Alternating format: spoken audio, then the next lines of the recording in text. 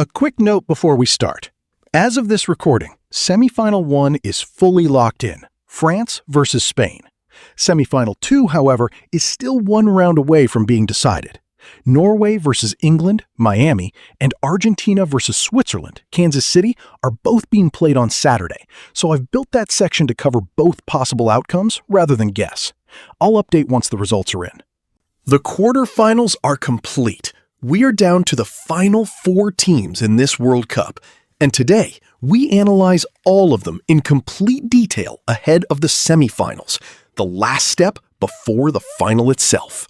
Let's rewind. This tournament kicked off with a record 48 teams across the US, Mexico, and Canada, and the ride to these final 4 has been anything but predictable. The co-hosts are already a painful memory for home fans. Canada was knocked out by Morocco. Mexico fell to England in a 3-2 thriller, and the USMNT's run ended against Belgium. None of the 3 hosts made it past the round of 16. Then, the real shocks started stacking up. Brazil, 5-time champions, were eliminated by a Norway side making its first ever World Cup quarterfinal, powered by an Erling Haaland masterclass. Portugal's tournament, and with it Cristiano Ronaldo's international career, came to an end against Spain, who needed a stoppage-time Mikel Merino winner to get it done. Argentina had the most dramatic path of anyone. Lionel Messi and company clawed back from the brink in back-to-back knockout games, beating Cape Verde and then Egypt in a game where they trailed with barely 10 minutes left. It's been scrappy, emotional, and very Argentina. Meanwhile, France have been the model of ruthless consistency. 6 games, 6 wins, 0 losses, riding a rampant Kylian Mbappé and a breakout tournament from Michael Olise. And Spain, despite not blowing anyone away on the scoreboard, quietly put together the longest defensive shutout streak in World Cup history before finally conceding against Belgium in the quarterfinals. 44 teams are home. 4 remain. Here's where it stands. This is the semi-final everyone circled before the tournament even started. The 2 teams sitting at the top of FIFA's live rankings, meeting 2 years after Spain knocked France out in the Euro 2024 semi-final. France's road here has been about as dominant as it gets. They've won every single match, 6 for 6, culminating in a 2-0 dismissal of Morocco in a rematch of the 2022 semi-final, with Mbappe and Ousmane Dembele doing the damage. This is also the final tournament for manager Didier Deschamps, who's stepping down after 14 years in charge, the most successful and longest-serving coach in French football history, having already delivered a title in 2018. His approach here has been pragmatic rather than dogmatic, a flexible 4-2-3-1, 4-3-3 built to defend well and hit teams on the counter with frightening pace. The 2 names to watch: Mbappe, who has broken France's all-time scoring record this tournament and is chasing a 2nd World Cup title before his 27th birthday, a feat only Pelé has managed. And Michael Olise, whose 6 assists this tournament are one shy of tying Pelé's all-time single-edition assist record. This is a genuinely complete squad with no obvious weak point. Spain's road has been less flashy, but arguably more character-building. Where France have steamrolled people, Spain have ground out 1-goal win after 1-goal win, including a stoppage-time goal to eliminate Portugal and Ronaldo, and another late Merino strike to see off Belgium 2-1 in the quarterfinal. Before that Belgium goal, Spain hadn't conceded in 6 consecutive matches, the longest such streak in World Cup history.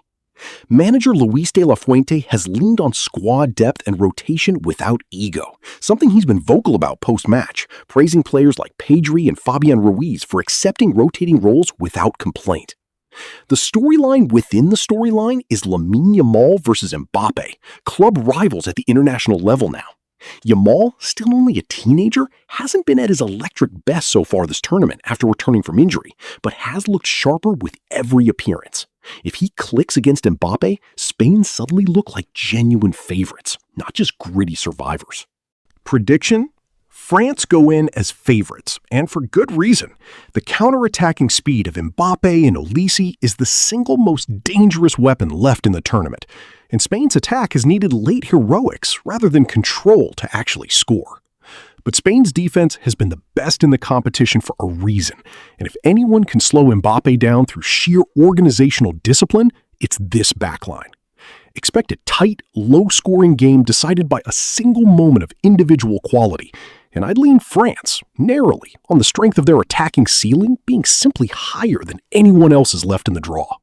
This is where things get more complicated, because as I record this, semifinal 2 isn't set yet. Norway face England in Miami, and Argentina face Switzerland in Kansas City, both on Saturday, with the winners meeting Wednesday, July 15th in Atlanta. So let's cover both sides of the bracket. Norway versus England. Norway are in a first-ever quarterfinal and have Erling Haaland playing out of his mind. He's scored in every single appearance so far, part of a personal streak of 14 straight competitive matches with a goal for club and country combined. If Norway advance, it's almost entirely on the back of him. England, meanwhile, have Harry Kane in similarly ruthless form, plus a breakout tournament from Jude Bellingham, who became the first England midfielder ever to score 4 or more goals in a single World Cup. It's set up as a genuine Golden Boot duel, Haaland versus Kane, with the winner of that individual battle likely deciding who moves on. Argentina versus Switzerland.